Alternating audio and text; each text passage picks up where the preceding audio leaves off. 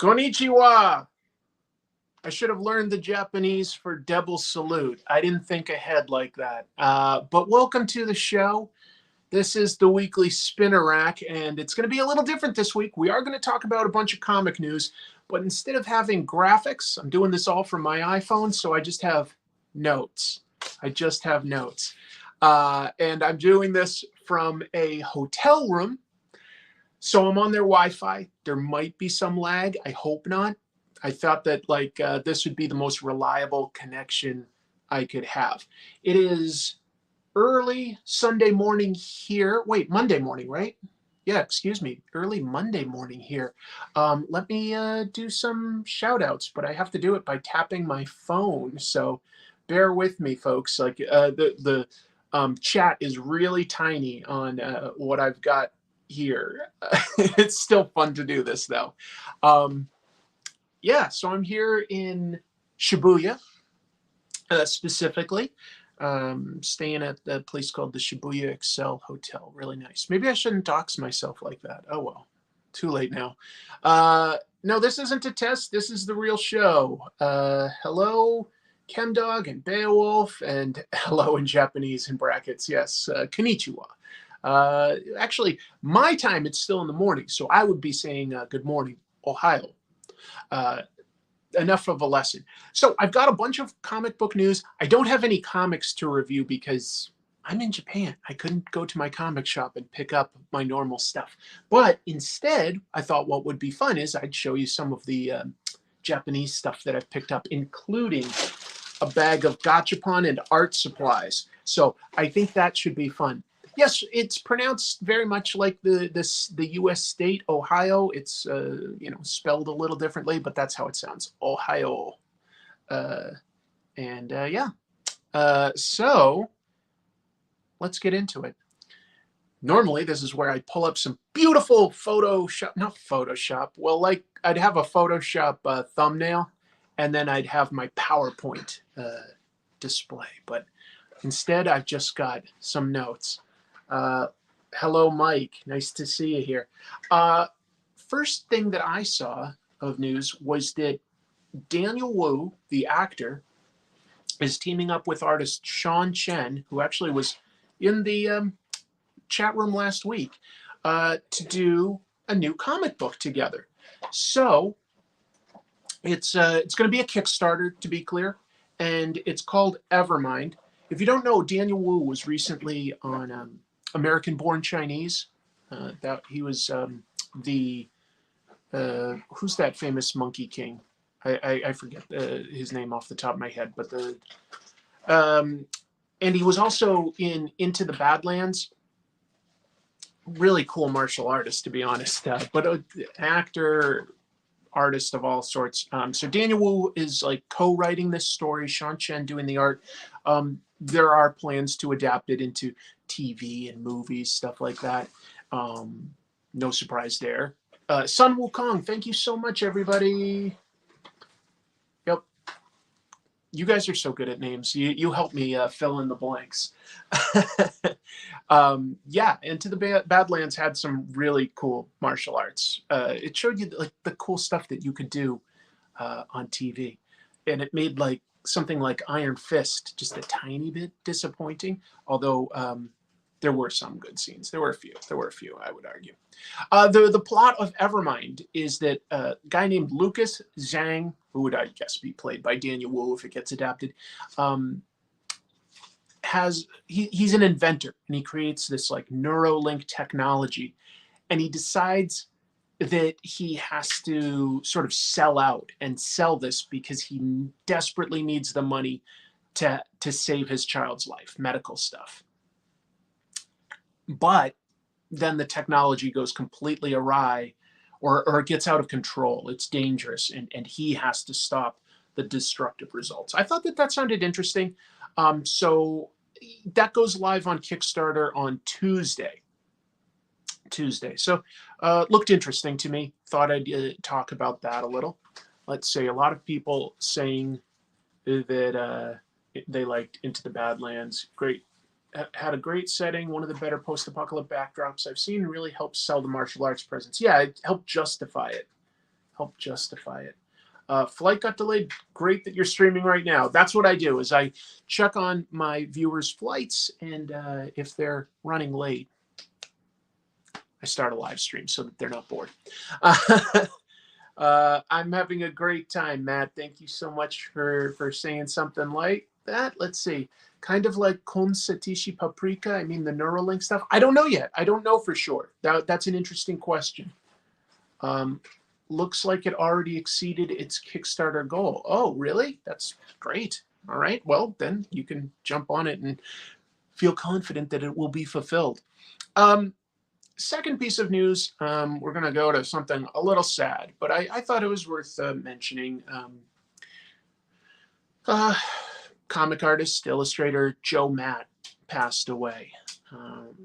If you know him, it's probably from his indie comic Peep Show, which was basically an autobiographical comic along the lines of things like American Splendor and the stuff Crumb does, things like that.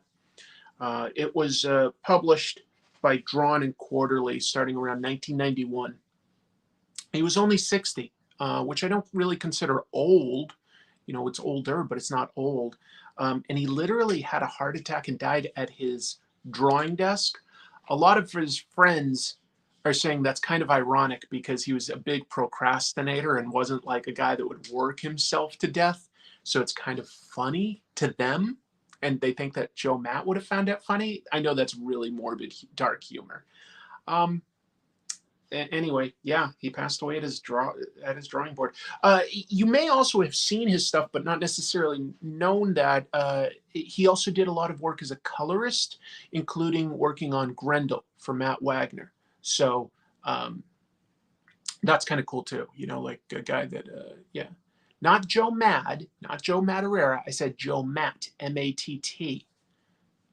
So sorry if, but when I said Peep Show, that didn't give you guys a hint that it was not the guy from Battle Chasers. Joe Matt. So yeah, that's who I'm talking about. Rest in power, Joe Matt.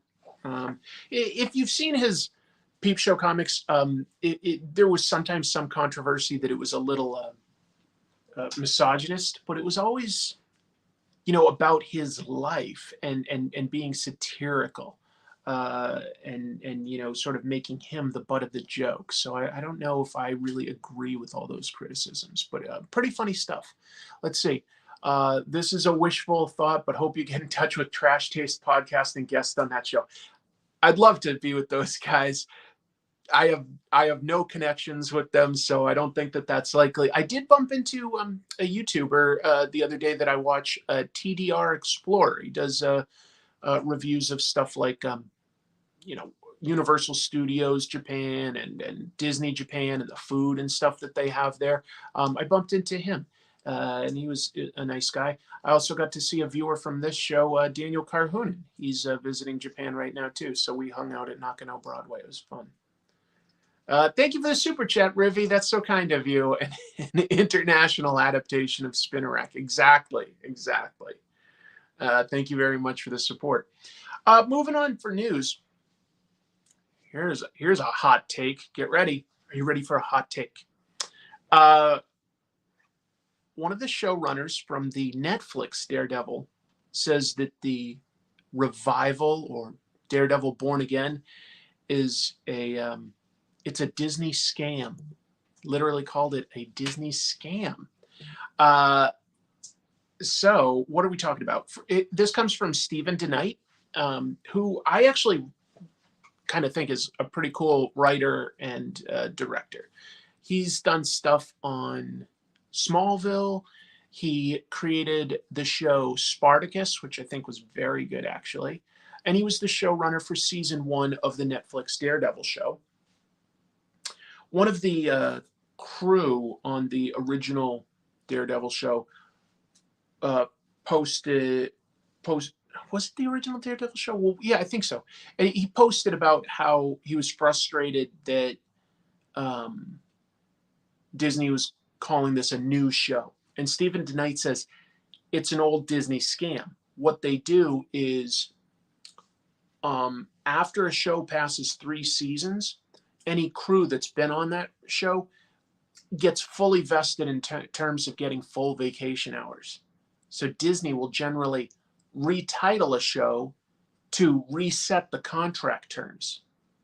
And so like they're saying that like this Daredevil Born Again show will share like the same continuity. We don't know that for a fact, but the fact that they hired both Vincent D'Onofrio and who plays Matt Murdock. I'm sorry, all of a sudden I'm forgetting that actor's name, which is terrible.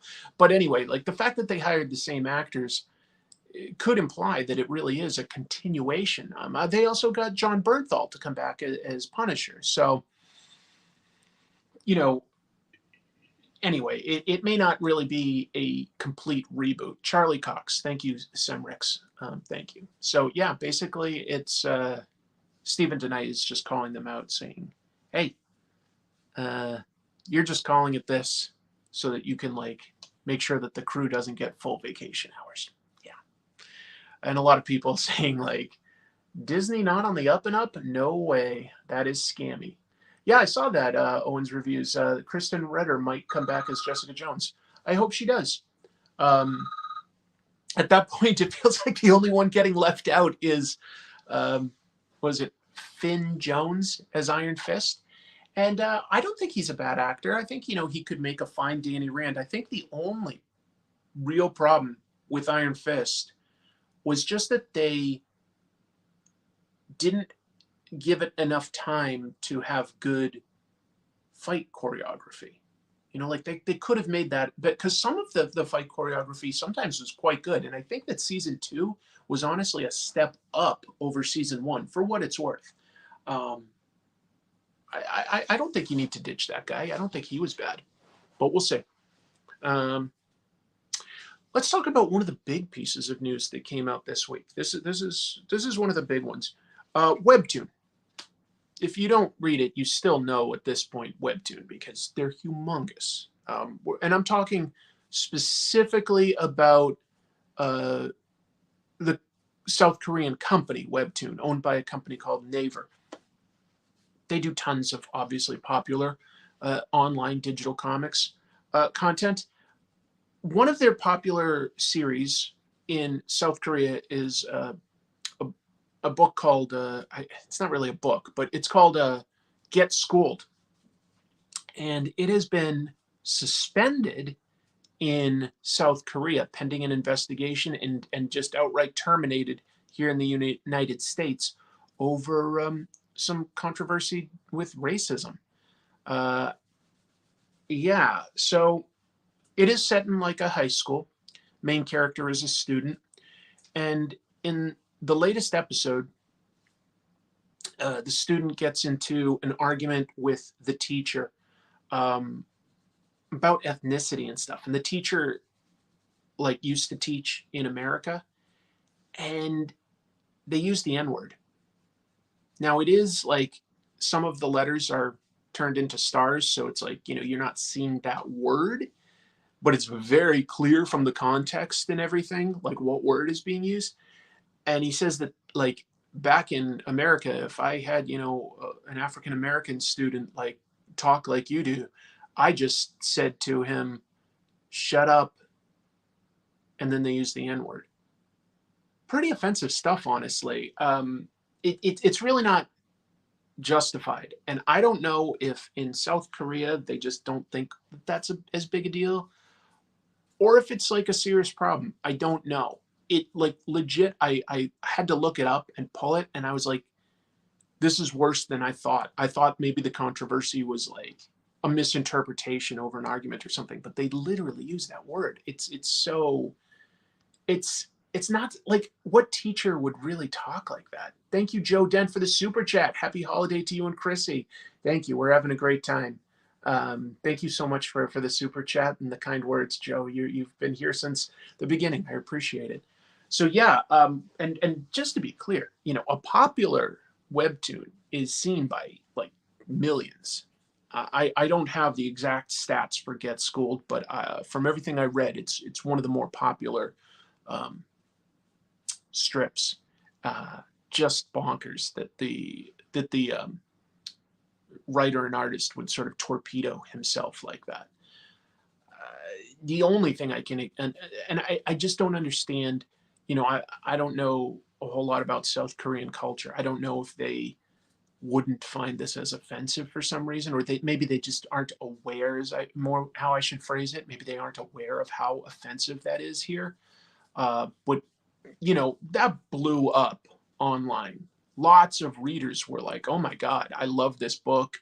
This like, and you know, like a lot of these are black readers, and they're going like, "I can't, I can't read this anymore. Like this just kills it for me." So pretty bad, pretty bad. Get schooled if you want to like read about the controversy and stuff. Plenty of people on social media are still talking about it, but I don't see a lot of people supporting it in any way, saying like, well, if you look at it from this point of view, it's okay. I don't see anybody talking like that. I really don't. So I think that strip is probably gonna just be fully canceled in South Korea as well. But here in America, like the American branch of Webtoon just was like, we're done. We're not showing it anymore. What else do I have for news? I'll talk about another piece of big news. Big news, and this one's much more happy. I'm excited about this one. I love Rick Remender. I think he's a great writer. I really do. I think he's got big ideas. He focuses on character arcs, and he's just generally clever. He can be funny, and if you look at like say his Marvel stuff, I always thought that he found new and clever ways to have characters use their powers or use their powers together. I really always appreciated that. So Rick Remender, anyway, if you hadn't heard, he signed an exclusive with Image. He will be exclusive to Image Comics for 3 years. What does that mean? That means that he will only create comics for Image. And I believe when someone signs an agreement to go exclusive, I mean, they never really show those terms, but it basically means, you know, like you get paid something or other to do that. So good for him. Image doesn't do a whole lot of exclusives, to be clear, because they don't have a lot of overhead. Like you pay them a flat fee to have, if they accept your comic, you pay them a flat fee and they handle the printing and distribution and some of the marketing. But you own 100% of the rights. And that's why Rick did this. You know, he's been with Image for ages. Rick himself said that he has turned down offers for X-Men and Batman. So, you know, he's been offered top tier titles. No surprise there. And he argued that what he's doing here is he's placing a bet on himself because with his Image work, he owns 100% of the rights and he can do with it what he wants. You know, he can develop things like, you know, there was that season of Deadly Class, for instance, you know, and I wish it continued. That was a good cast. That's too bad that one didn't continue. But yeah, did Jeff Lemire sign an exclusive? I'm not really sure if he's exclusive. He might have at one point, but I don't know if he is right now. And you know, look, I enjoyed Rick's stuff on things like I've talked Uncanny X-Force, I think is great. I liked what he did with Frankencastle for Punisher. I thought that was fantastic. Uncanny Avengers was very good. And look, they're bringing it back, you know. So good for Rick. And there will be some more titles announced from his imprint, Giant Generator, at New York Comic-Con. So good for Rick. And if you haven't read it yet, his new book, The Sacrificers, has a lot of promise. That one looks really, really good. That one looks really good. Hello, Clay. Whoops. I forgot about that. Hello, Clay. And what else? Hello, Human Falafel. Oh, yeah, I agree. Rick Remender's Venom run with Tony Moore, by the way, on art. Really good stuff. Really, really good. I liked what he did with creating Agent Venom. Agent Venom is a cool idea. See, that was like when Rick was sort of new to Marvel, and he says all they offered him were the stuff that was popular in the 90s but wasn't selling well now. Punisher, Venom, X-Force.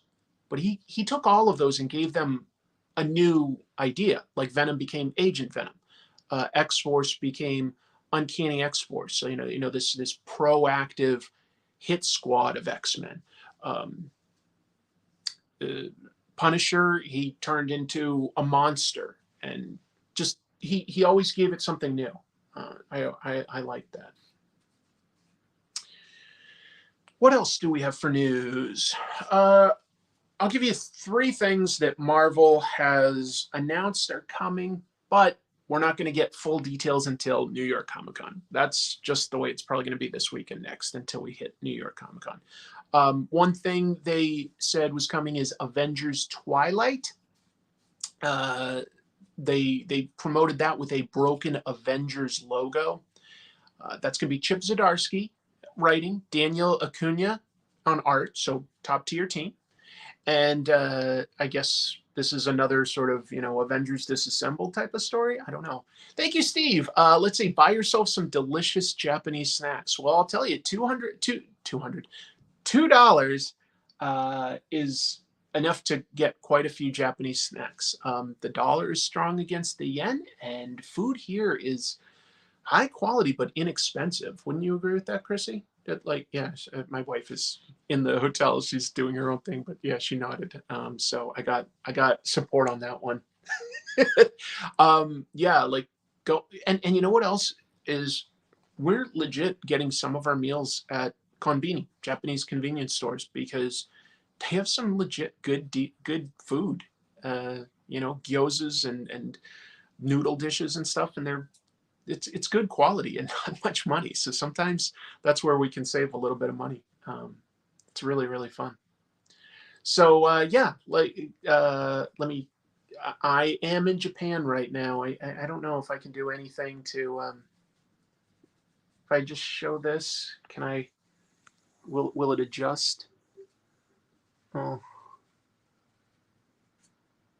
that's Shibuya. I know you can't see a whole lot that's too exciting there from this angle, but yeah, I am in Japan. But where was I? Oh yeah, I was talking about some of the stuff Marvel announced for its New York Comic Con stuff. So we've got Avengers Twilight, which seems to be the Avengers falling apart. We also have, I found this one the most interesting out of all of it. They announced a new Ultimate Spider-Man title is coming. Hold on, I'm going to adjust something a little bit here. Let's see what that looks like. Do that. And yeah, just sort of adjusting the angle a little. I think that's a little better. Prove you are in Japan. Read from right to left. Did I pick up a Shonen Jump? I'm going to talk about that stuff after the news. But yes, I've got the latest Shonen Jump. I will show you the stuff I got in Japan so far in a little bit. But yeah, so we're doing. I'm not with Marvel. Marvel is going to do a new Ultimate Spider-Man. They are rebooting Ultimate Spider-Man. We know that Jonathan Hickman is currently doing that series with Brian Hitch, which seems to have the villain Maker creating a new version of the Ultimate Universe. We don't know exactly how that's going to shape up.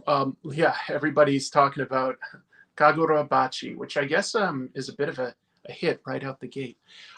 Anyway, Ultimate Spider-Man is going to come out in 2024. Jonathan Hickman writing, Marco Cicchetto on art. That's definitely a top-level team. And it's going to be set in a new Ultimate Universe. So is this going to be Peter Parker? Is this going to be Miles Morales? Is this going to be a completely new character? It could be any of those things at this point.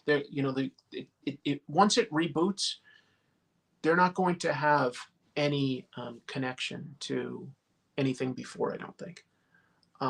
I am not at the Gracery Hotel in Shinjuku. I am in Shibuya. But I am wearing Teddy Fresh Godzilla shirt for you guys. I thought that was kind of appropriate for being in Japan. Nice Godzilla versus, I think, Megaguirus. Anyway.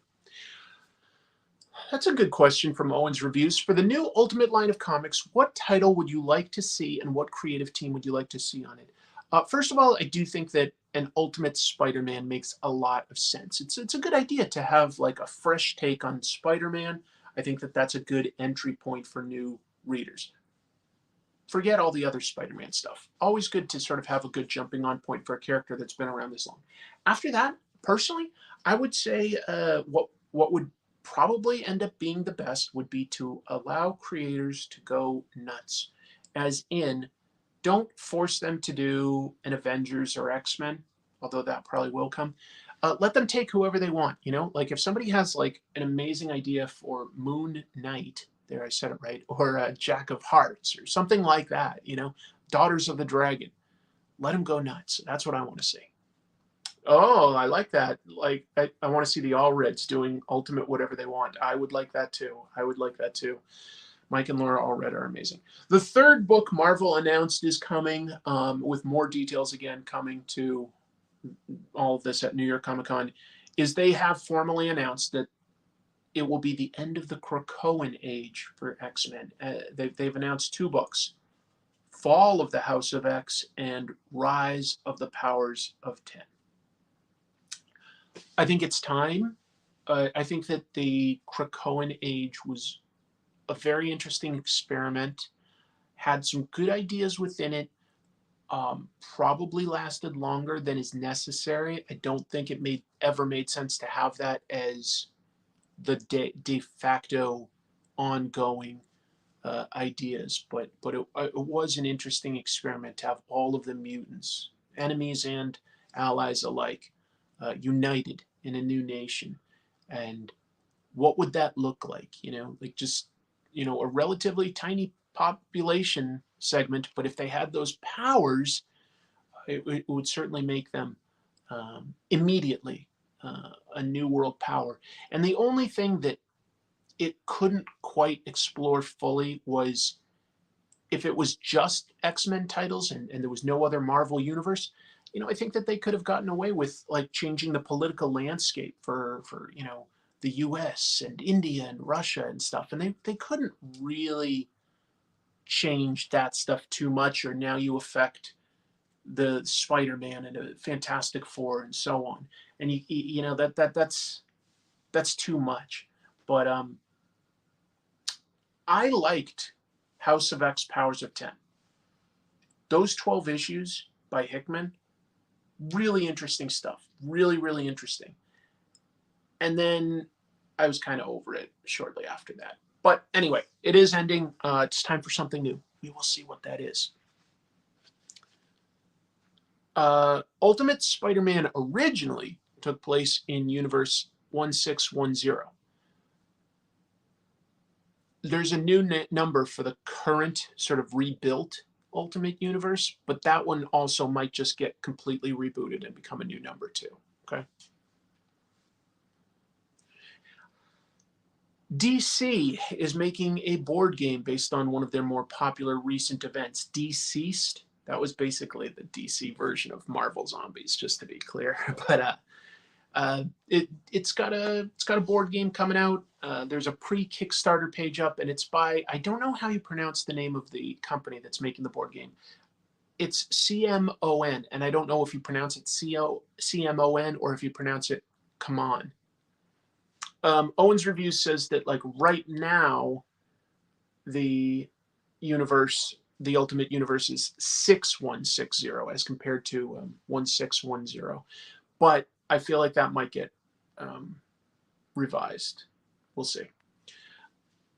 The DC. So I'll call it Come On. And Come On has a pre-Kickstarter page up if you want to get a board game based on Deceased. They're using their Zombicide engine, which they've used in other games, and that's been like a huge hit for them. Including, they honestly, they did a Marvel Zombies game with a bunch of add-on supplemental packs, and that was a very popular board game. So now they're taking that to Deceased. If you didn't read the event, essentially what it is Darkseid successfully kidnaps Cyborg from the Justice League and infects him with the anti-life equation. And then Cyborg essentially broadcasts that sort of unwillingly. And what it means is everyone on Earth who is looking at a screen gets infected with something that turns them into zombies. So it's basically all the superheroes that survive that initial wave versus an entire world of zombies. Beowulf has the right idea. It's finally time for Ultimate D-Man. Captain America's homeless sidekick. Anybody out there enjoy either the Deceased event or think that they would want to play that board game? I'm curious. Or have you played either Zombicide or the Marvel Zombies game? Curious, because I have not. I thought it sounded interesting, but I have not played it, so I really am not an expert on that one. My glasses are sort of off kilter, aren't they? Let me try to correct that. All right. No real comments there. That's fair. Let's move on with the news. Webtoon. We'll go back to Webtoon. This is more talking about their New York Comic-Con plans. They announced some stuff. A bunch of Marvel Zombies was written by Robert Kirkman. Not all of it. He didn't like create the idea. That came out of like Mark Miller's Fantastic Four run, but Kirkman did the first either 3 or 4 miniseries, and then they did more after like Kirkman went to Image exclusively. But yeah, he did write the first few miniseries, and he had some fun ideas in it. It was definitely a hit. So here's what Webtoon is going to do at New York Comic Con. They announced that they'll have panels mostly involving collaborations. For instance, they're collaborating with Ubisoft. They're going to do an Assassin's Creed Webtoon. They're teaming up with Crunchyroll. I guess they're going to adapt some of their Webtoon comics into anime. That's cool. They're teaming up with Archie. Actually, they already have, so they're going to be talking about stuff like Big Ethel Energy and other Archie books like that. And doing stuff with Viz. Viz is a humongous publisher over here of manga adaptations, so I guess they're going to probably be doing some print editions of Webtoon stuff. That's a guess. But those are definitely big companies. Ubisoft, Crunchyroll, Archie, and Viz. They also said that they will have Lore Olympus is definitely the feather in their cap, like, you know, the huge popular thing. And Rachel Smythe, the writer and artist of that book, she will be doing signings for Webtoon. Webtoon just keeps growing. I am in Japan. Thank you for saying hello, Rob Irizarry. I have gone to Mandarake. I went to the one here in Shibuya, and I went to, there's a ton of Mandarakes at Nakano Broadway, and I went there and I was able to meet a viewer that you'll often see on this channel, a nice guy from Sweden named Daniel Karhunen, so that was fun. My mom says hi. Hi. She's watching? She's watching? Nice. My mom-in-law is watching. Hi, Shirley. I think Archie is a big enterprise, and I think that they've really grown ever since like it's around 2015 or so that they sort of rebooted everything, and it didn't have to look the way it had for decades. They had new ideas. They had Archie Horror. They had guys like Mark Waid and Fiona Staples working on their books. They got like some top tier talent and had lots of new ideas. And I think Archie has really grown in the last few years. ChemDog used the one joke that Shirley doesn't love. I won't highlight it. Not a fan. All right. Brian Michael Bendis is returning to Crime Comics, which I think is definitely always worth checking out. That's really sort of more or less where he got his start. And I personally would argue that Brian Bendis's best work isn't always with big superheroes like Avengers and Superman. I think it's with crime. Goldfish, Jinx, Powers, Daredevil. Bendis is good at crime stuff. So he's reteaming, by the way, with Alex Maleev, an artist who he did some great stuff with for both Daredevil and Scarlet. That was a good crime book. This is going to be a 6-issue series published through Dark Horse, and it's called Masterpiece. So it's about a girl named Emma who goes by the name Masterpiece online. She's a 16-year-old webcomics creator. Just a normal person, right? But a really famous billionaire tracks her down and says, guess what? Your parents used to be like the two of these humongous thieves, and they stole from me. And I am going to make you make it up to me. He forces her to do a heist for him. So it's a heist comic. But what Emma does is she puts together a team of her friends and her parents' peers to try to turn the tables. Could be good. Could be good. That comes out December 13th. And like I say, I don't love everything Bendis has ever done. I definitely agree that, you know, he got into some personal tropes of the way he'd approach dialogue, but it can work very well within certain situations. Do I think Disney would add Marvel Zombies stories to the future movie multiverse? Probably not the movies. I think What If explored it, and that is MCU stuff. I think that What If is where they'll keep the Marvel zombie stuff, but you never know how long the MCU will last, so it's always possible. I don't think it would be a priority to do it as movie stuff, but that's just me.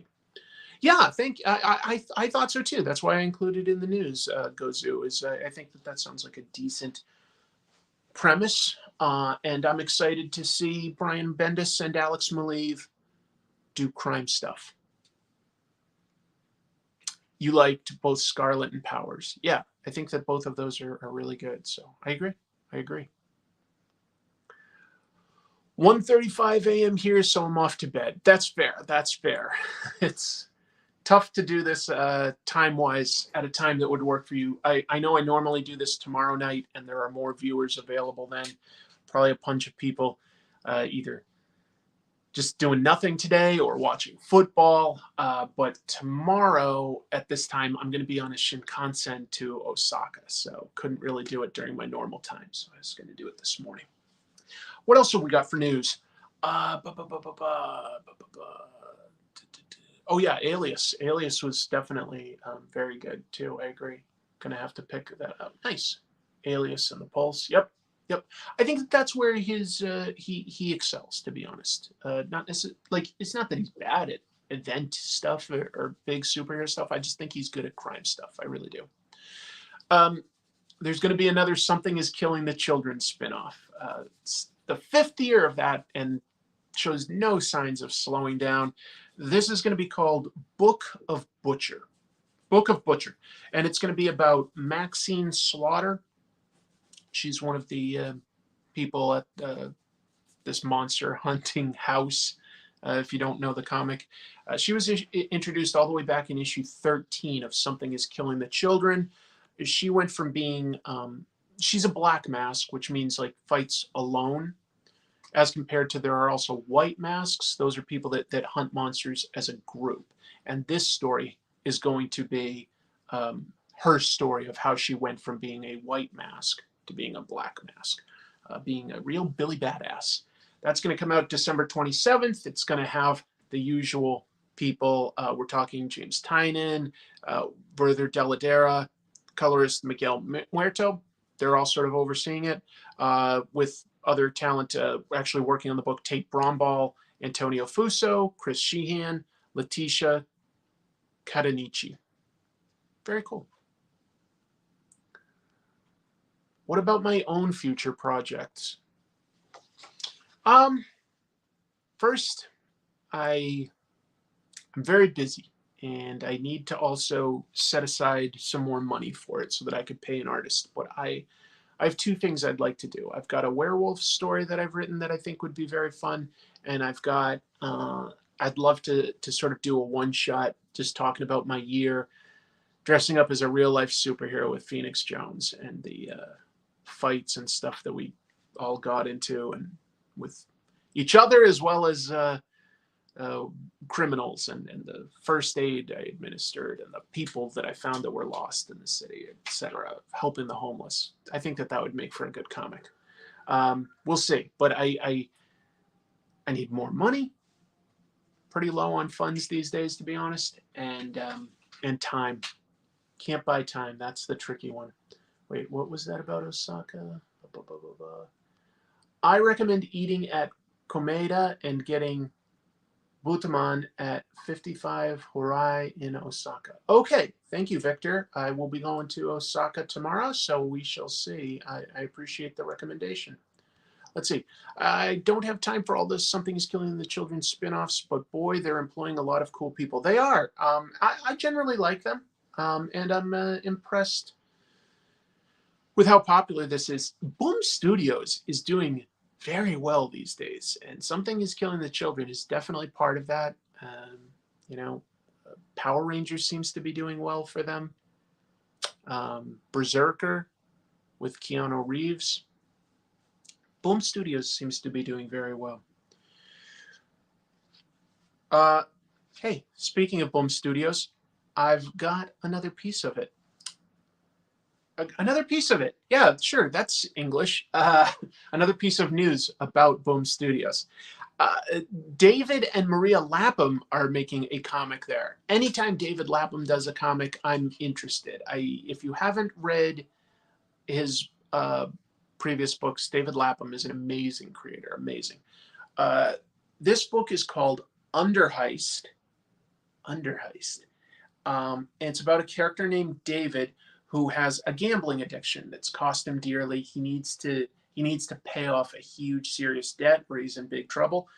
To do that, he takes on a heist job where he has to go through New York City tunnels that no one else seems to know about.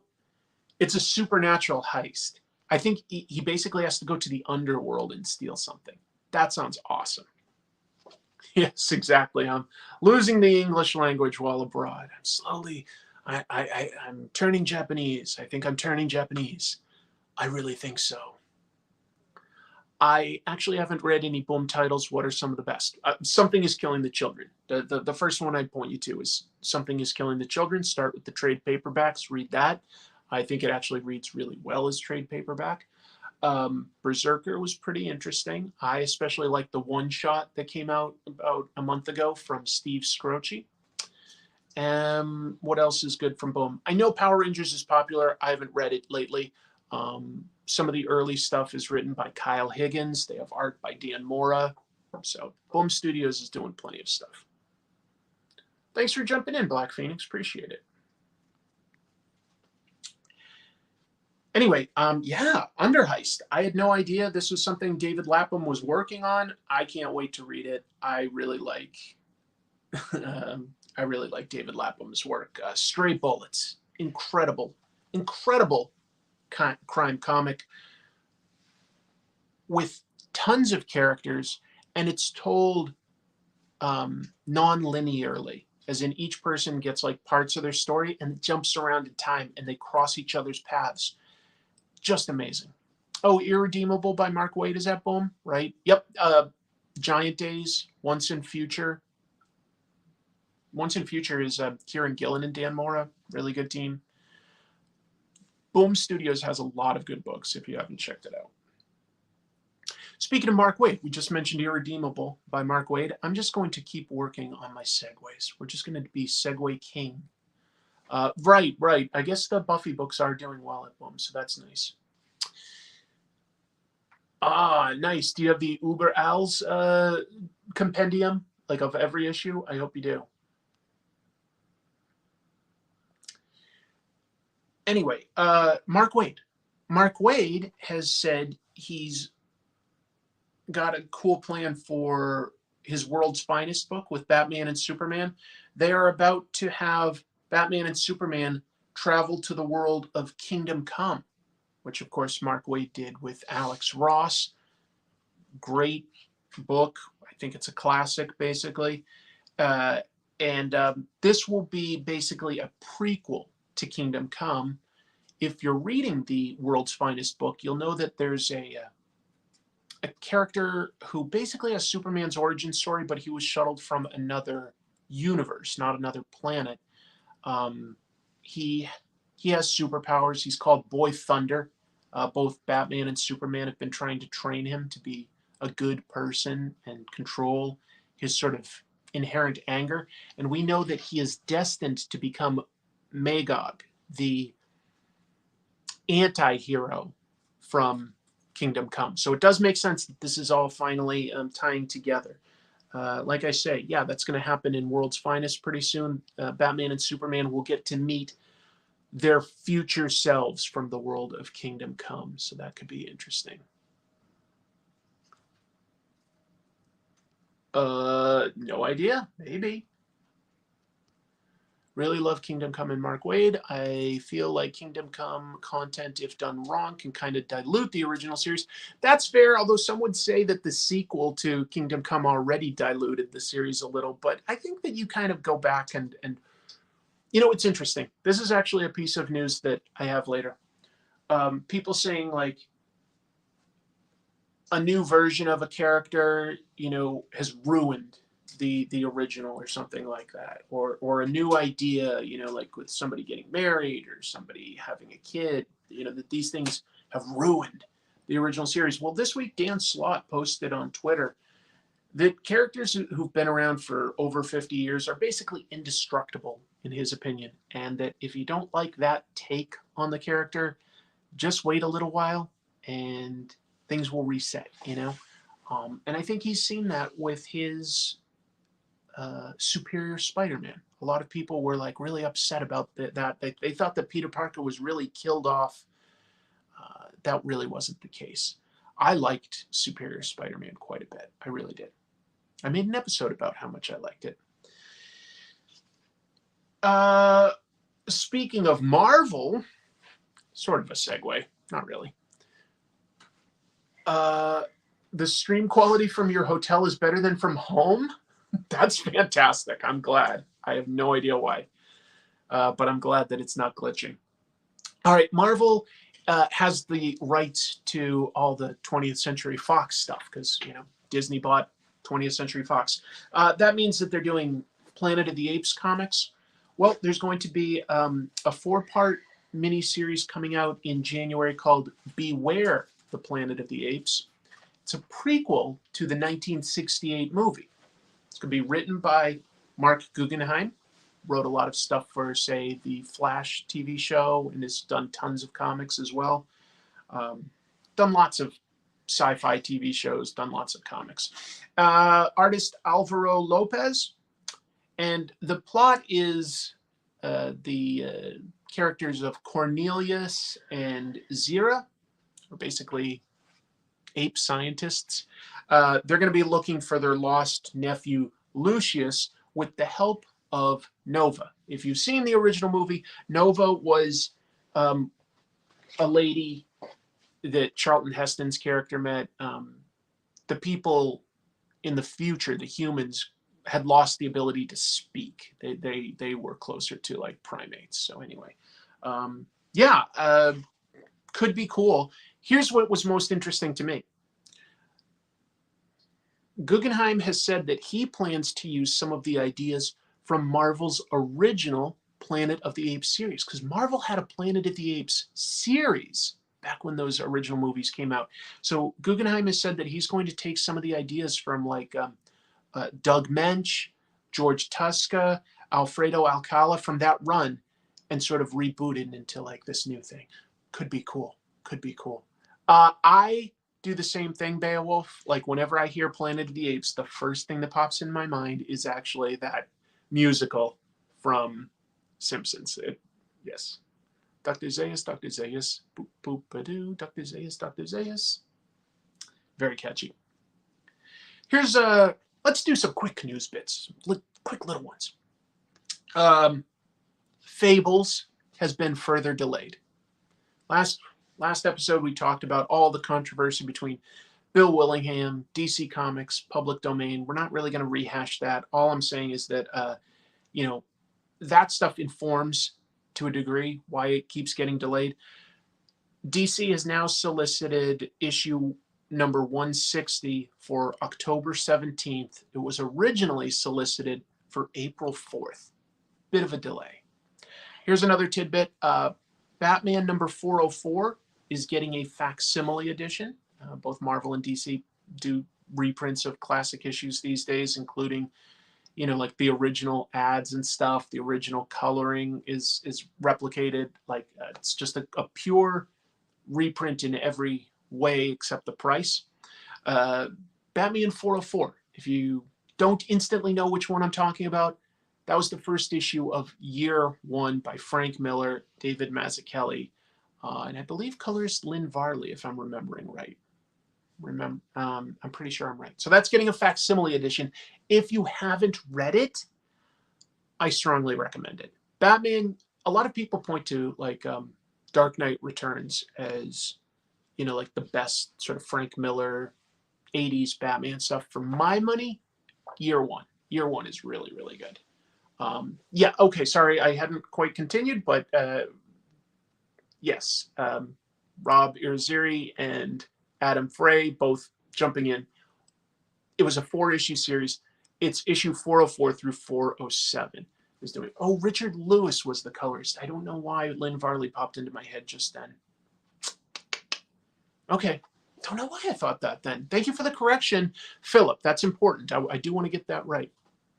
Oh, you got the ROM facsimile foil cover? That's cool. That's cool. I have to say, I do think the foil covers look good. I saw one for like the reprint of, what was it, Batman number 1, like a couple weeks ago, and I was like, ooh, maybe I want that. Hold on. Richmond Lewis. Got it. Okay. Everybody correcting everything. Let's just, you know what? Let's just correct each other for the rest of the show. I think Lynn definitely did Dark Knight. Oh, that's what it is, I think, Kyle. It was recolored in like one of those prestige hardcovers. What do they call those? Do they call it the Ultimate Edition? I forget, but I think that's what I'm thinking of. I'm pretty sure if we, I don't know 100%, but I'm like 85% sure that Lynn Varley did do a recolor. I'm pretty sure about that. I do like Ronin. I do think his peak art is probably like the end of Daredevil. I like that art a lot. Absolute. That's what I was thinking of. Yeah, not Ultimate. They're called Absolute Editions. Yeah. Thank you. Thank you, guys. You knew what I meant. Thank you. Anyway, if you haven't read it before, pick up these facsimile editions. That sounds like a totally affordable way to get it. Year One is really, really good. If you haven't read it, like, or you don't have a copy, this is like a good way to get that. Sorry, it's so bright out here. Wow. I'm glad that it's a good day, but getting some real light there.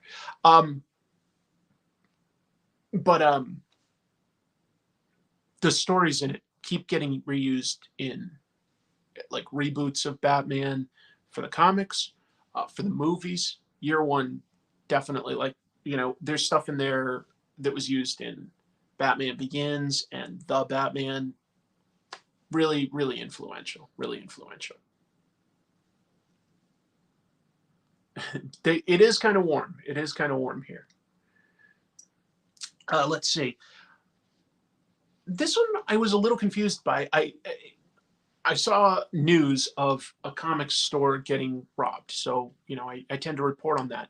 I came across this week on Bleeding Cool. The only thing is, they're reporting on a theft from June 27th, so I'm really not sure why it's coming up now, but I still thought I'd pass it on since I came across it on like a current website.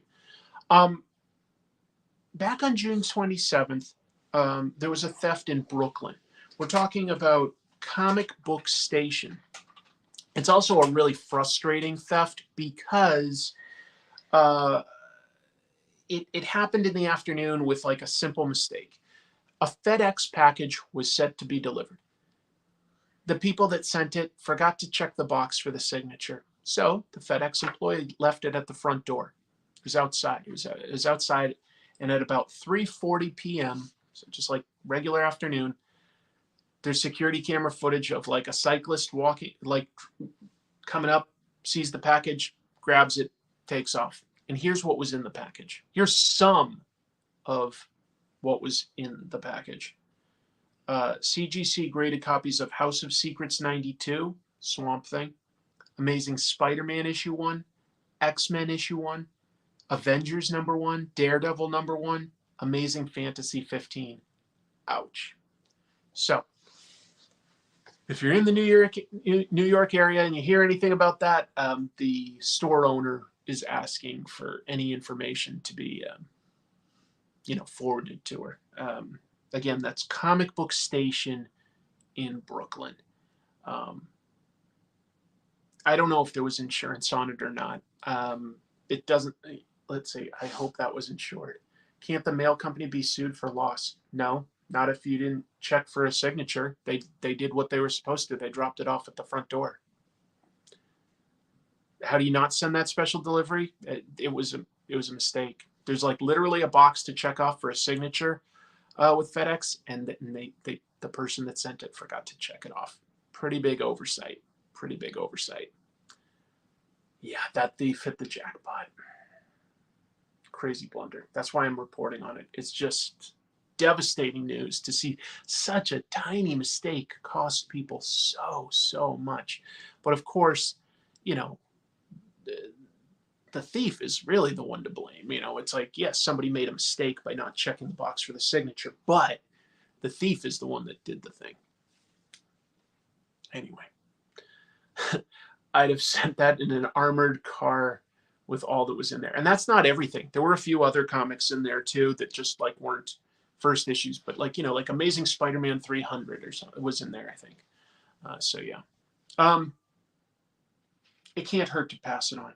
Here's my last piece of news, and then we're going to open I'll show you some of the stuff I've picked up in Japan, okay?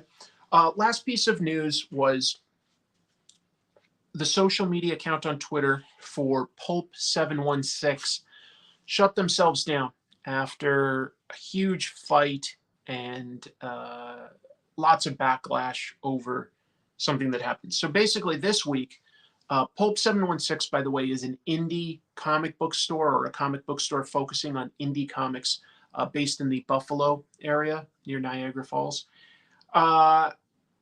They posted this week about how they haven't received the comics they got from a Kickstarter that was due 2 years ago. It was a Kickstarter for a book called Sparrow by a creator named Kara Hussett. I might be mispronouncing her name, sorry.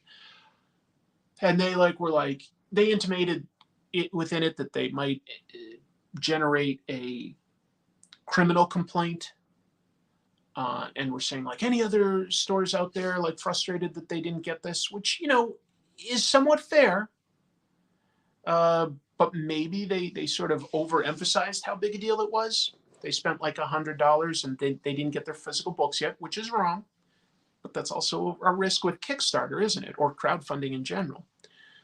Let me try to explain the situation. So 2 years ago, Kara Hussett did this Kickstarter for her book Sparrow. And did deliver the digital copies of the comic. So the comic is made, but didn't have the money to do the print. Why not? She's posted this week because of all the sort of ire that this post from Pulp716 generated. She said that she was in a bad place financially, got a spouse and kids, and that they were about to become homeless, and they had to spend the money to get a different apartment so that they weren't homeless. Not the right thing to do business-wise, somewhat understandable in terms of personal priorities. Does not make you that forgivable per se in terms of what you owe somebody, but on a certain level, understandable. Yeah, I would prioritize my family too if it ruined my reputation or my business. In the short term, I'd have to prioritize my family. I'm just saying I understand. So basically, because that's understandable, 716 got a lot of backlash on that one. So did Kara Hussett though. Both sides were getting a lot of backlash.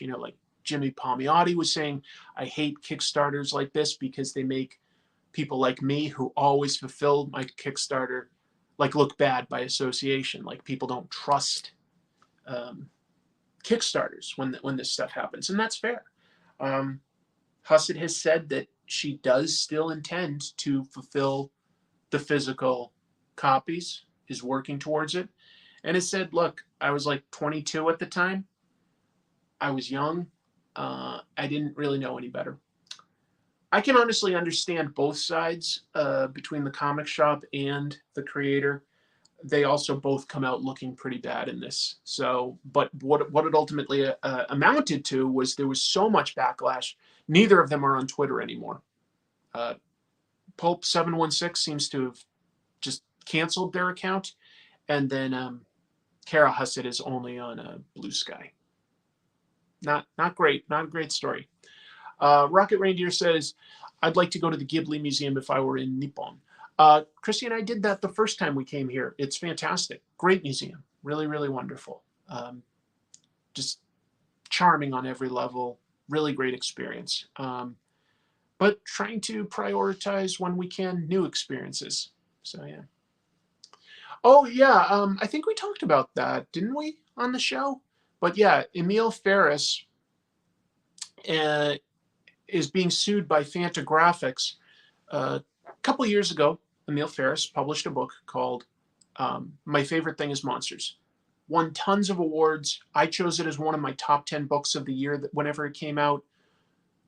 Great, great comic. Really, really interesting and weird and cool. Emil Ferris says when it was being shopped around, was having trouble getting a deal. Fantagraphics agreed to publish it. Now, Fantagraphics says when they signed that deal, it included the right to any sequels. But Emil Ferris is arguing no, like it was just for that one book, and wants to publish the sequel elsewhere. I don't know. Without seeing the contract terms, it's really hard to know who is right here or how you can interpret it. But yeah. A friend of mine was talking about the Sparrow comic. Yeah. Thanks for dropping in, Rob. Appreciate it. Okay. Glad that I was able to entertain you until the flight was taken off. That's great. What's top of your list of things to see this time? Oh, the Osamu Tezuka Museum. I'm going to make an episode, hopefully, there. I'm also going to go see Super Mario World this time. What else were we thinking of doing that was unique? Oh, and we're going to rent a car and get out of the cities. We're going to go stay at not Izakaya, yeah? Chrissy, is Izakaya? We're staying at an Izakaya. Am I saying that right? Ryokan. Oh, yeah, Izakaya is bar. That's why it didn't sound right, and I wanted to check with you. Excuse me. Staying at a Ryokan, which is basically an inn, and it's an onsen, a hot springs. Thank you for the correction. So anyway, yeah, everybody's correcting me. Sorry, it didn't sound right when I said it, and it was stuck in my head, though. Ryokan. Right. So those are some of the new things that I'm doing. But you know what? That's a decent transition to talk about what I've done here, which is mostly shopping so far. I got some things that are just like silly and some things that are for other people. So for instance, for my nephew and for a coworker, I've got a coworker that's really into not the coworker. The coworker's kids are really into Pokemon. My nephew appreciates Pokemon. So I got some Pokemon cards at the official Pokemon store. I don't know anything about this game, so I just got a couple. I think that these are starter sets. I think that like the people that will get this will both basically just be sort of looking at the cards for fun. That's not for me. That's not something I'm an expert on. What else did I get for somebody else? Oh yeah, for one of my coworkers, they collect Starscream from what I understand. So I found this cool and very affordable Revoltech Starscream. Revoltech Starscream. Superposable. I don't know how well you can see the detail, but like Starscream has a real good expression on his face. And it comes with like different hands and stuff like that.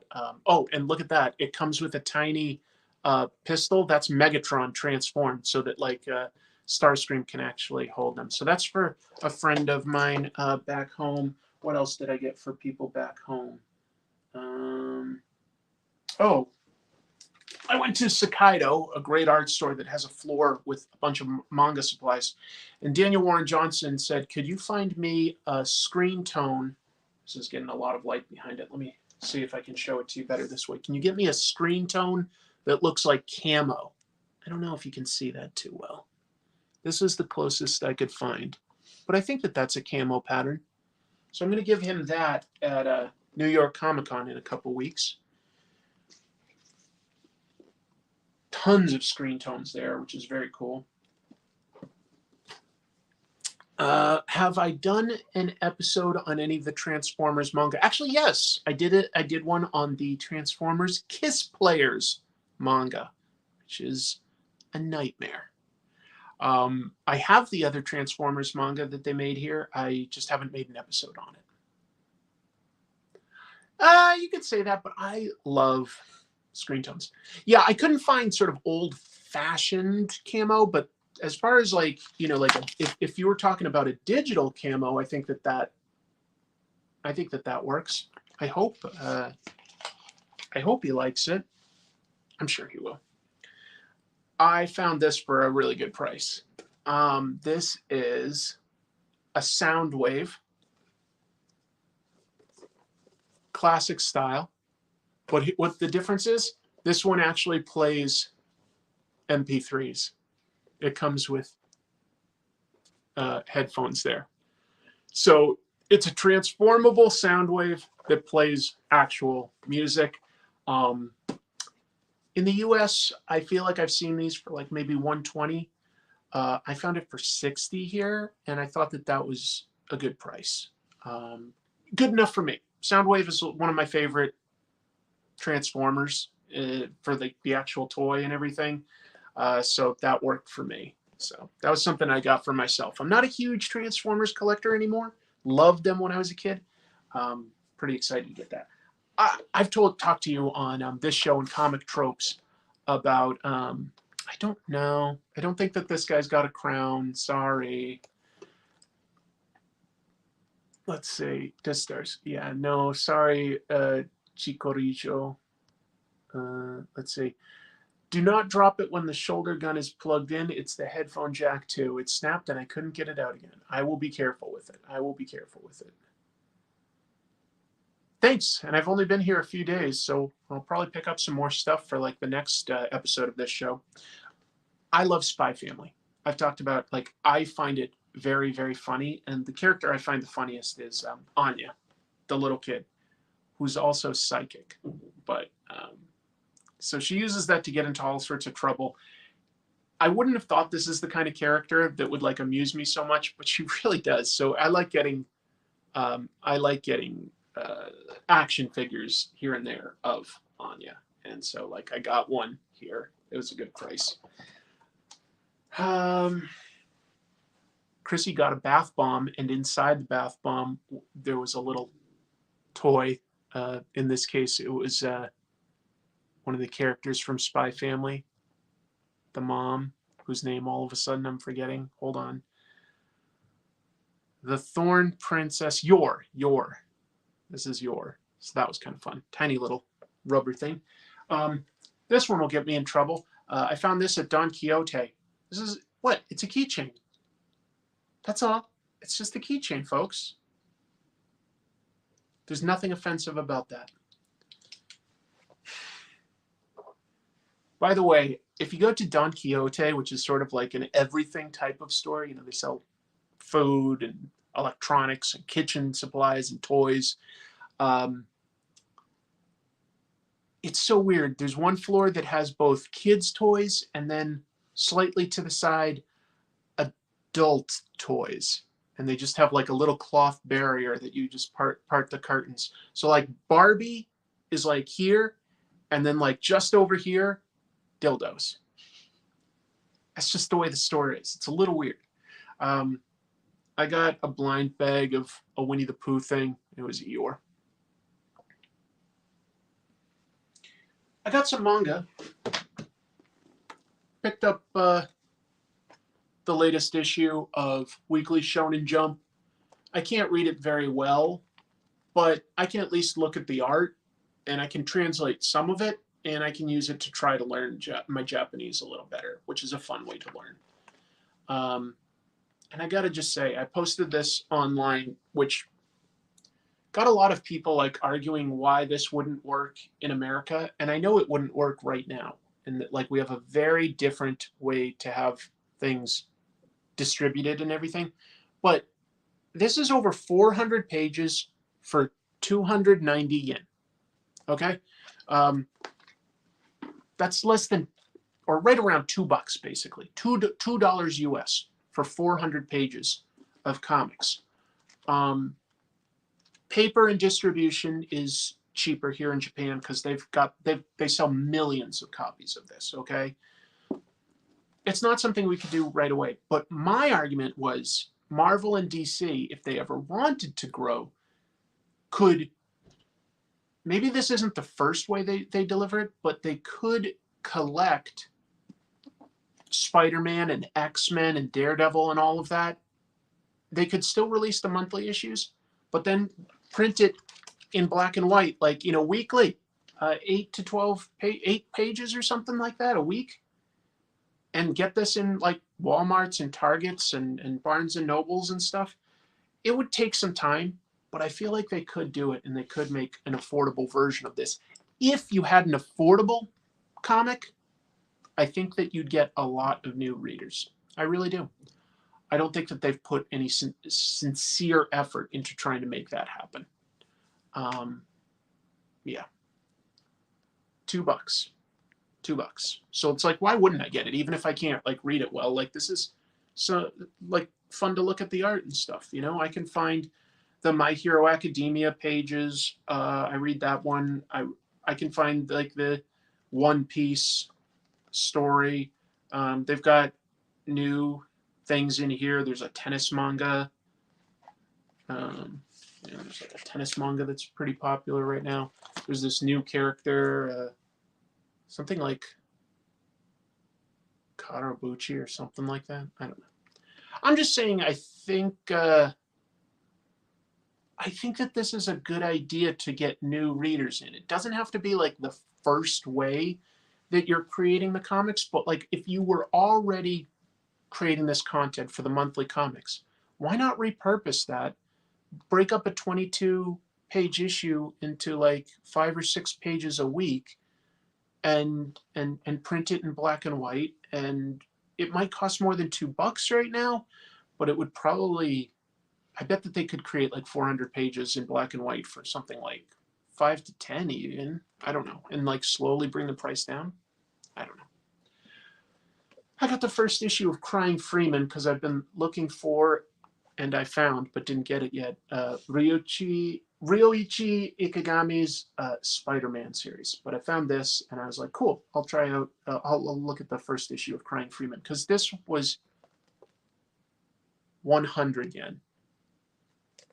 It's like 75 cents. 75 cents.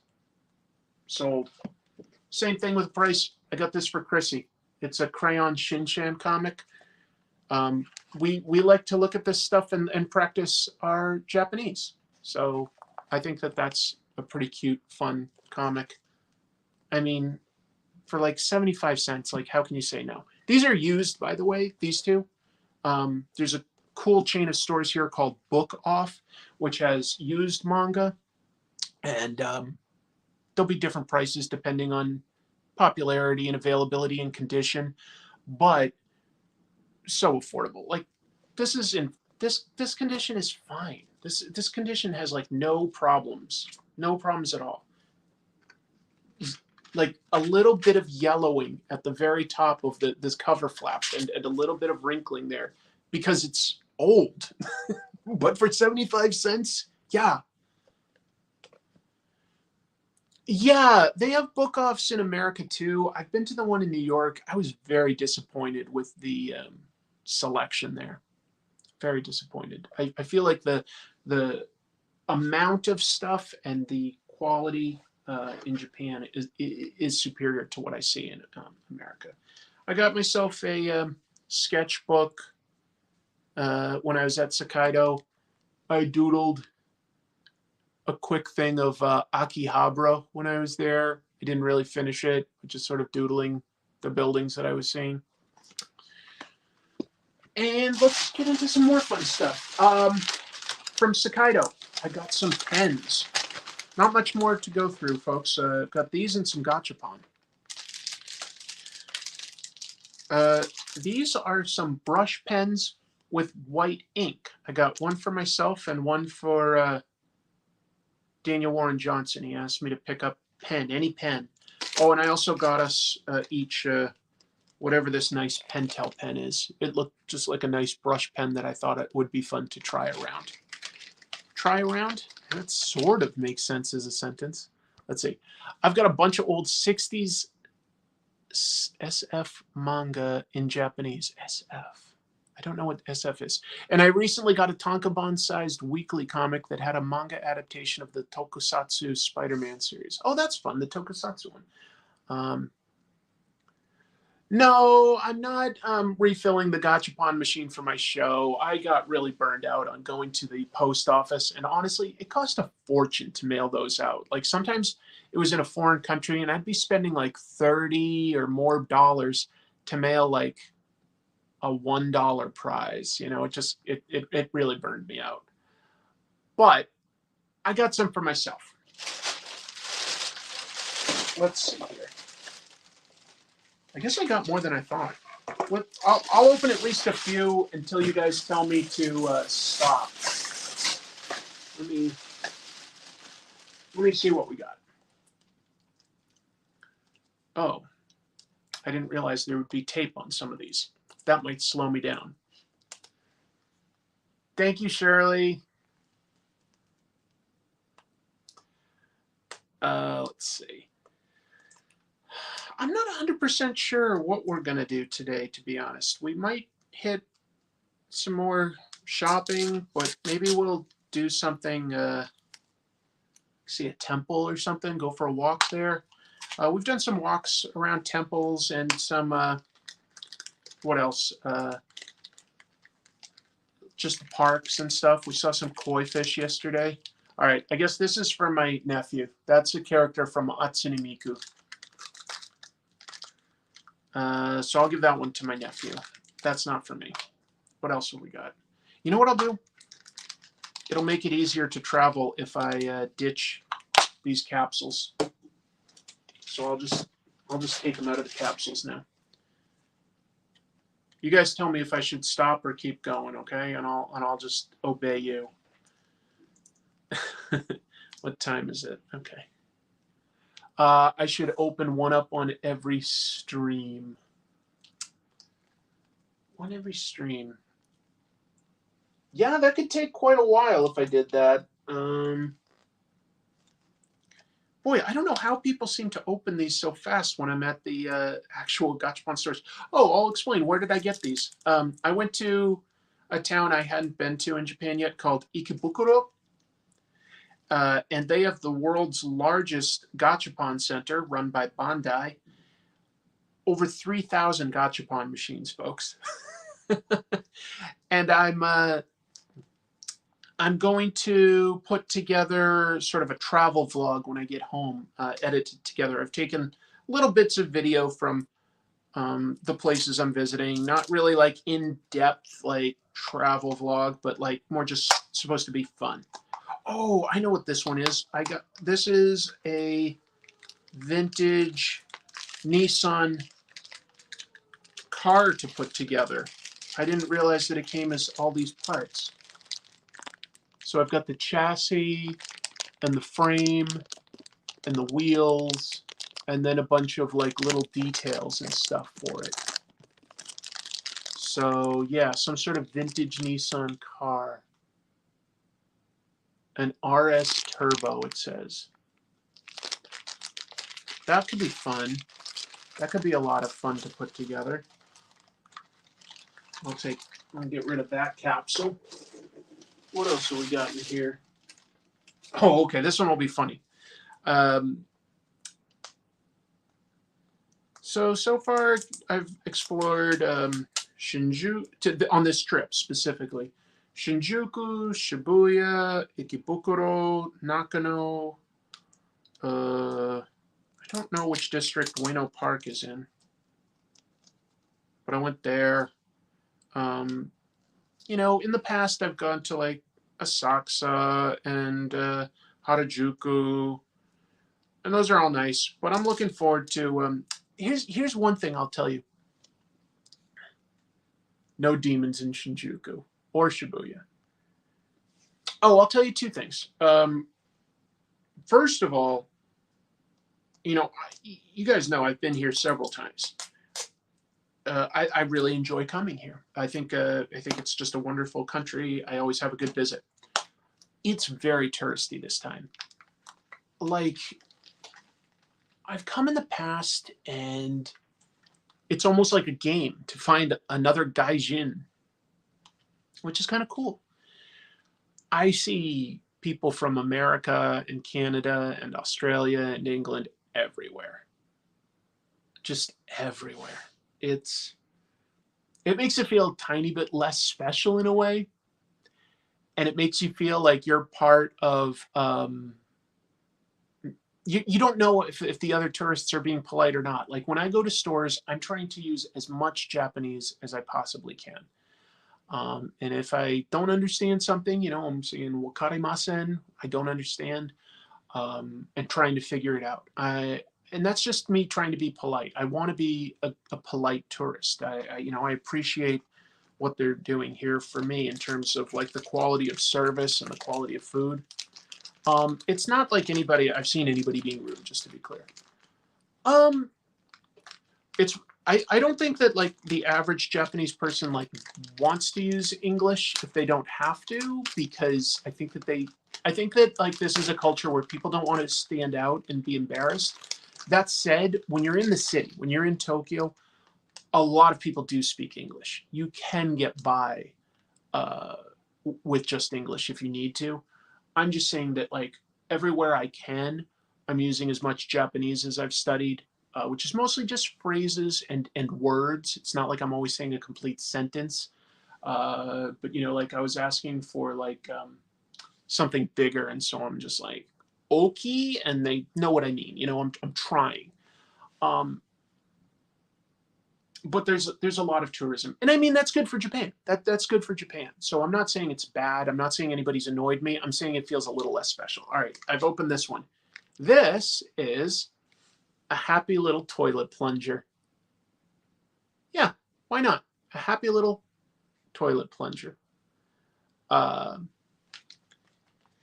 that's one thing I've seen. It's just that there's a lot of tourists here. Maybe there'll be less in Osaka. I don't know. Osaka is also a pretty massive city, but that's also part of why we thought that it might be a little like this, and that's why we're renting a car to go a little off the grid to, you know, Oryokan in the mountains. We'll see what that's like. I hope it's good.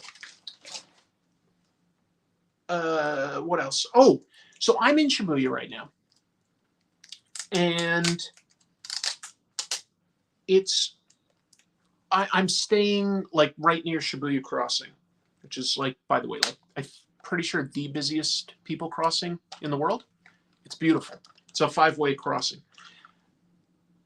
Right now, there's a super popular manga. You've probably at least heard of the manga, Jujutsu Kaisen, and it's got an anime adaptation.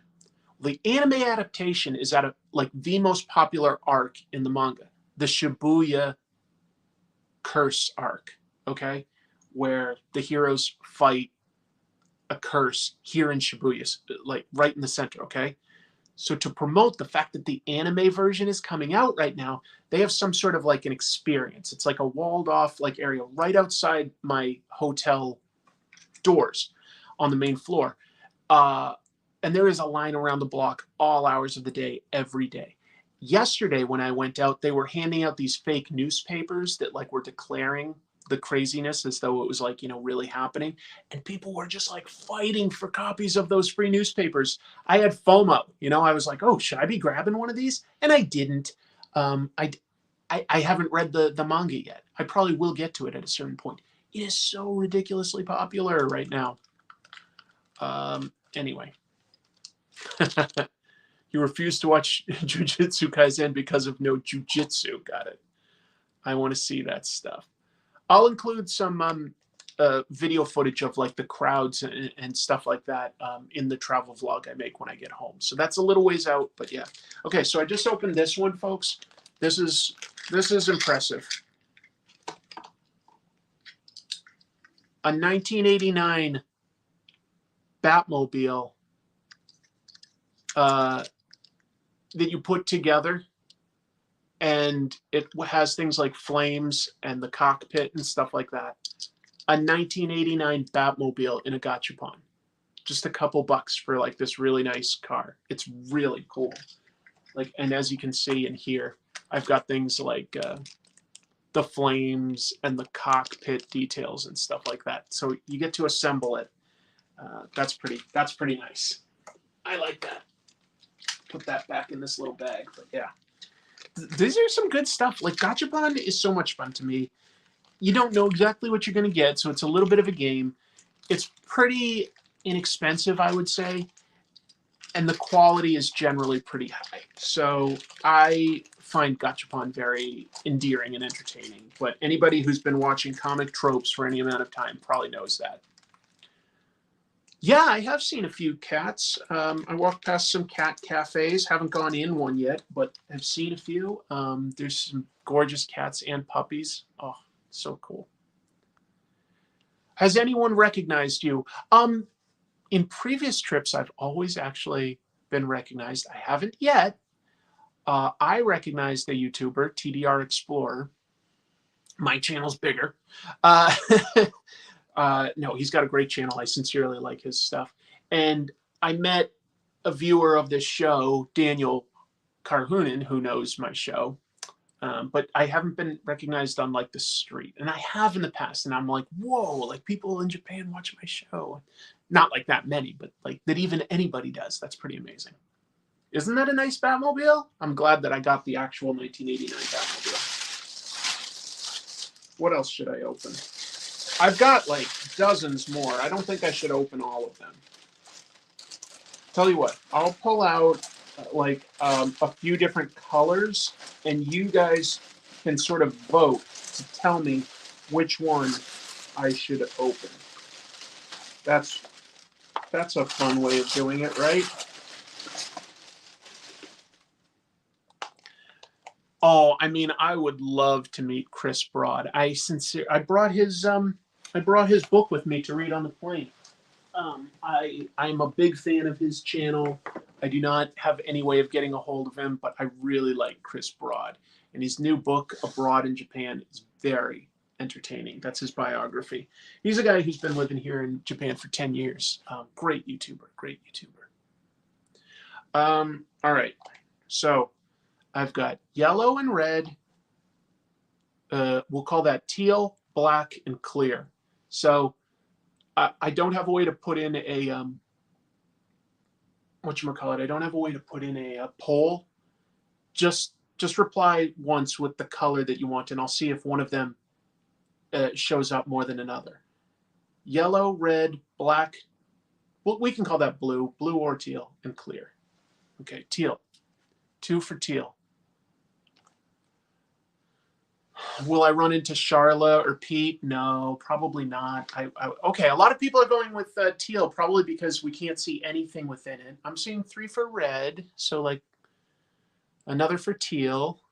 So teal's definitely in the lead. We're probably going to have to drop yellow, clear, and black. They don't have a chance at this point, okay?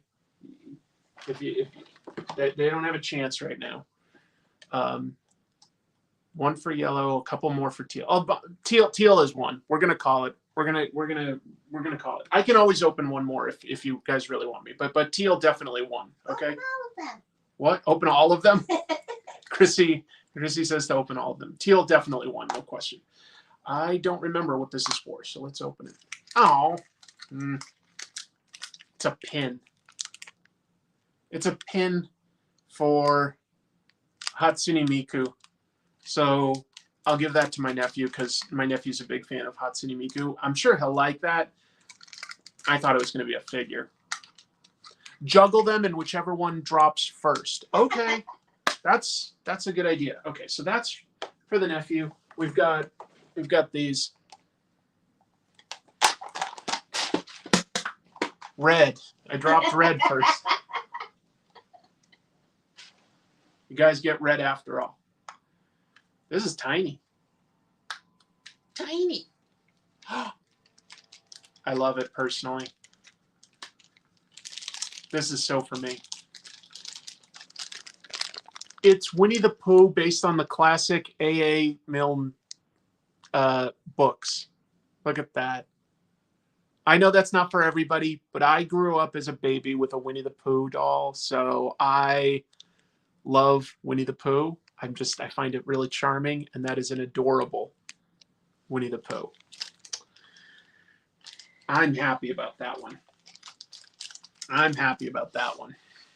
Should I keep going, Chrissy? Okay. Chrissy says I can keep going. She's the boss.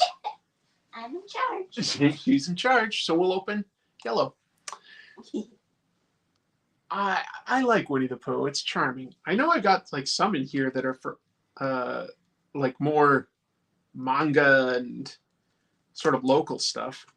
Oh, okay. The yellow one this is for you, Chrissy. Oh. Actually, I think you might have even got this. Yeah. Is it a wallet? It's a wallet. It's a Moomin wallet. Now, I know Moomin is Finnish, but Moomin is ridiculously popular here in Japan. It's a nice little wallet. That's useful. That's totally useful. Make sure to like and subscribe. Heck yeah, I'll definitely give that a boost. Thank you very much, Out of Voida. Shall I throw this at you? Sure. All right. Nice catch. Thank you. Nice throw. I don't know what Blood and Honey is, let alone Blood and Honey 2. Sorry. Oh, wait a minute. Yes, I do. Is that the horror movie version of Winnie the Pooh? I'm not going to watch that. I would with a friend if it's like funny bad, but that Winnie the Pooh is something that, like I just told you, I legit I'm like, how dare they? Like, I'm not like that for everything. But.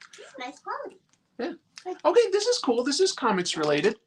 Oh, thank you, JFW. Thank you so much. I mean, any money I'm getting right now helps me on my trip. Like, allows me to get some more stuff. Batman. It's Batman that will hold a cable, and it's Batman. Here, I'll get it out of the bag. A Batman based on sort of the classic 1970s, 1980s Batman look. There, that's better, right? The cable holder. Like any sort of wire or something that you've got like for your phone. That's a good look. I like that one. That one's actually like both sort of useful and cool. Like that one's probably one of the better ones for me. Although of course I say that and I'm like, no, you know, like a toilet plunger plushie is funny to me. I like Winnie the Pooh, so you know I like that. A Nissan car, the Batmobile that I can put together. These are good. All right, I'll keep going because I'm getting good stuff out of this. I'm getting good stuff. I'm gonna keep going. I'm gonna keep going. Yeah, exactly, the Jim Aparo Batman. $5 more and he can get a house over there. Well, you don't know. Probably not a house. But yeah. All right. This has 3 figures in it. 3 figures. Let's take a look at what they are. Oh, this is definitely Ultraman stuff. So I don't know how well you can see that guy.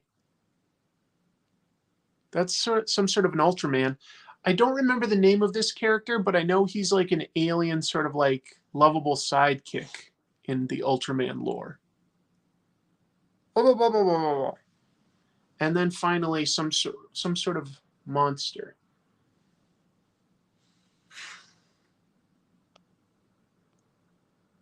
A hotel is fantastic. Oh, another super chat, $2. I don't know what that is, but thank you so much, Pedro Emo. Thank you so much. That's really, really kind of you. Pigmon, yes. Ultraman Zero and Pigmon. Hi, Shirley. And then this monster guy. I like Ultraman, so that's cool. Is there any manga artist you wish you could meet? Oh my God, yes. I would love to interview several people. Hold on. I dropped Pigmon. Sorry, Pigmon. Naoki Urasawa would be the big one for me. Huge fan of him. So influential. Really love it. Real from Brazil. Thank you. Or Obrigado. So Naoki Urasawa. I've been really enjoying Vinland Saga. So Mayoto. I can't remember his name right now. Peach Momoko would be fun. I have not been to a convention here in Japan, so if I came back again, I might time it so that I could go to a comic convention. Yeah, Chrissy said yeah. So that said, we love it here. I would love to live here for 6 months or something, but I'm also starting to feel like, you know what? I need to go to other places. There's so many wonderful places. I want to go to Brazil. I want to go to Greece. I want to go to New Zealand. I want to go to Kenya. There's so many places. Another super chat. Hey, Chris, if you're in Chofu, you might enjoy, or you might like Kitaro Chaya, a manga cafe dedicated to Gege no Kitaro. That's fantastic. Super influential manga creator. Yeah. Thanks for the heads up. That's nice. Kitaro Chaya. Kitaro. That's great. But you know what?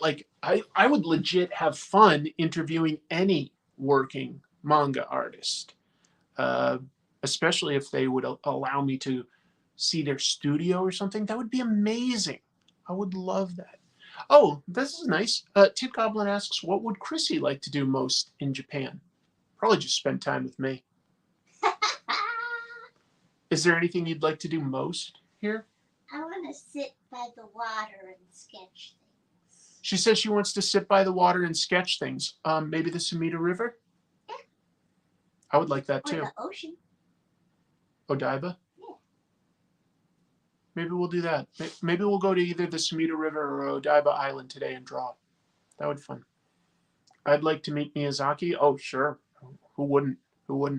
Yeah, I would love to meet some of these people. I don't know, how to make something like that happen. It's not easy. There's usually a language barrier and stuff like that. But yeah. Tell you what, I'll open some more because I'm having a good time chatting with all of you, and then we'll get going in a little bit. I won't open this because I know what it is, and it's not that exciting to show on camera. So Chrissy likes Crayon Shin-chan, and I saw a gachapon machine where you could get Crayon Shin-chan or his family, and they're all sort of in a camping theme. And I got a tent. Not as exciting as one of the characters. Okay, if you have all the rest of them and you want to set a scene. I got the tent, and I'm like, tent's not too exciting. I know. I'll go ahead and risk 400 more yen and see if I can get her any of the characters. I got a second tent. Awesome. Not the most exciting. Open a black one because of emo. Okay. Well, you did give me a super chat, so sure. Let me see. Oh, I don't have any more black ones. Here, I'll pull out what I do have. Give me a second here, folks. That one's definitely for you, Chrissy, so I'm not going to open that one. I don't mind if you open it. Oh, you don't mind? Okay. 1, 2, 3, 4, 5. 1, 2, 3, 4, 5, 6, 7, 8. I've got 8 more. That's it? That's it. More. I've got 8. I've got 1 yellow, 1 pink, 1 blue, 1 red that I dropped under the chair. No. And then I've got the 4 that are clear. Too big, too small. Any preferences? Have you looked into possible tours of manga? I did Google that and I couldn't really find anything. That would have been interesting to go on like a tour of something like that. Someday. Until then, my recommendation, if you want to see a manga artist studio and how they work, is to look up the Naoki Urasawa documentary series that he does for NHK television. What's that called? Of course, I'm forgetting it right now. Somebody out there will know, though, because there's a good amount of people still here. My mom is trying to vote for yellow. Yellow. Monben.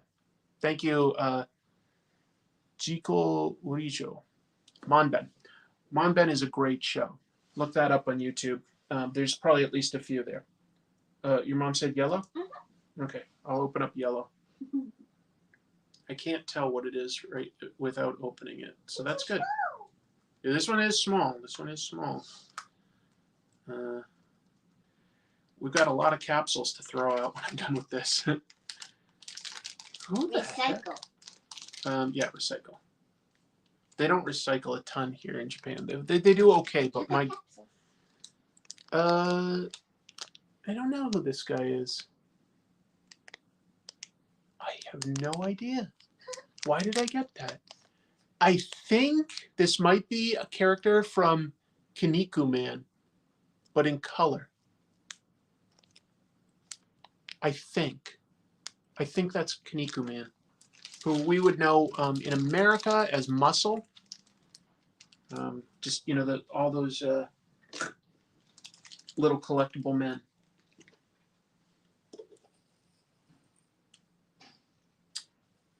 There's a pink one here, but it has lots of little parts.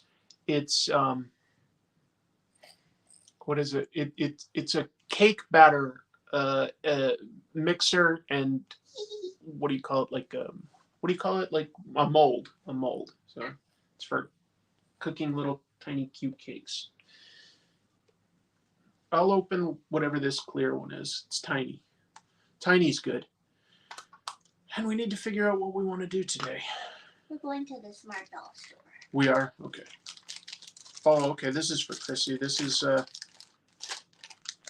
the pet dog from Crayon Shin-chan. And it has the camping theme because it's got this little campfire. Cute little dog. That's cool. The chat loves tiny parts. Oh, yeah. Hokkaido has a brain dome unless it's from the movie, so probably not. I don't think it's Hokkaido because I don't know what that is, and I don't think I would have gotten it. I think it might have been... It could be Ultraman, or it could be Kinniku Man. This one's for you too, Chrissy. Oh, yeah? Yeah, I can tell. Like, I don't know the exact thing that's in it, but I can tell that it's something you like. So we're going to a doll parts store because Chrissy makes dolls sometimes, and then we're gonna draw. I guess we're gonna go to like maybe Odaiba or something and draw the ocean or draw by the ocean. No, we'll do that later. We'll go to Harajuku today. Oh, we can go to Harajuku? Yeah, I would like to see the crazy fashions. It's Moomin. It's literally just a cute main character Moomin. That's good. Yeah, got you a Moomin.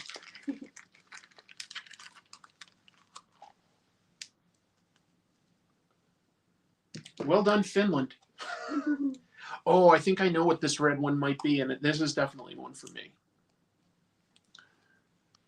I probably can't really do an art stream because I only have the one camera, this.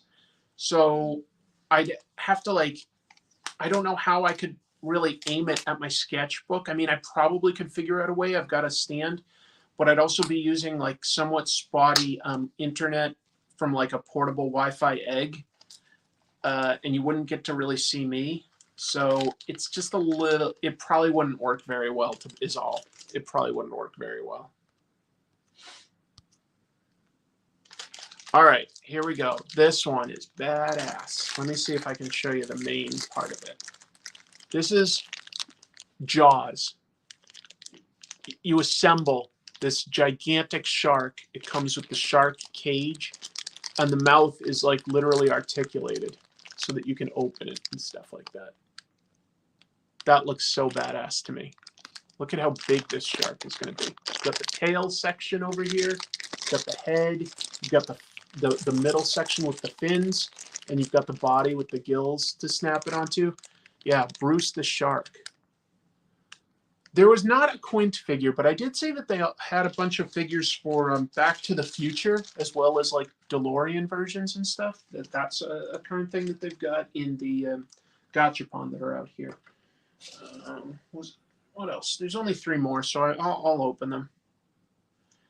Oh, this one isn't the most interesting to show because you have to assemble it. But what it is, it's an actual gachapon machine with stickers. So it'll look like a gachapon machine because that's what it is. And okay, this one's kind of fun. We're almost done. Oh, this one's also a different gachapon machine with like color. So again, I have to assemble it. It wouldn't look like too much if I just pulled out the parts. So I've got 2 that are gachapon machines. This is the last one, folks, and then I'm gonna get started with our day. We're gonna do some shopping and some drawing. It's gonna be good, and I'll be back next week with more comic book news and reviews. I guess still here in Japan, right, Chrissy? We'll be here in Japan in a week, won't we? Yeah, so I'll do my next one somehow here. This one's like a keychain.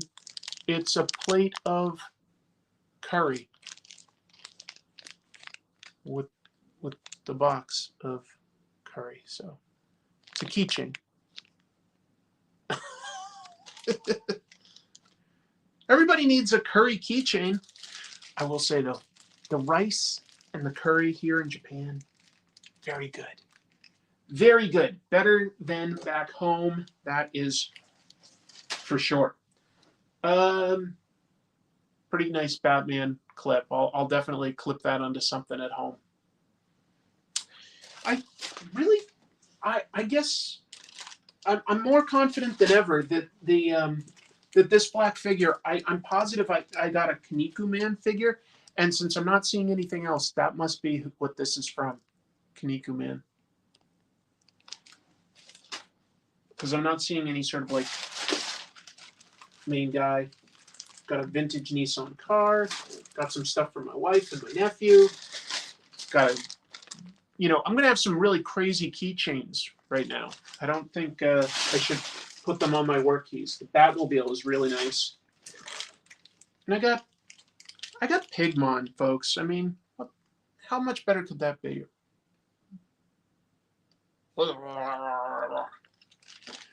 Interesting keychains tonight.